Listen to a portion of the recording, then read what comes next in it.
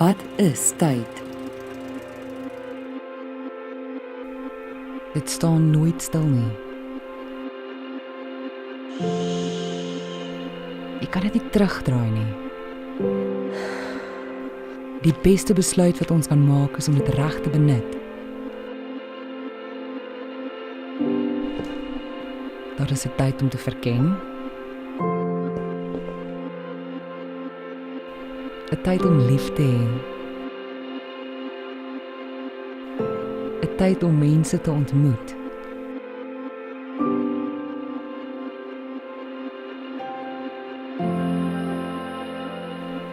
'n Tyd om te leef.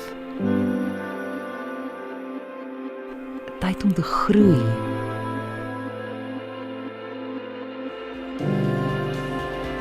'n Tyd om te dink.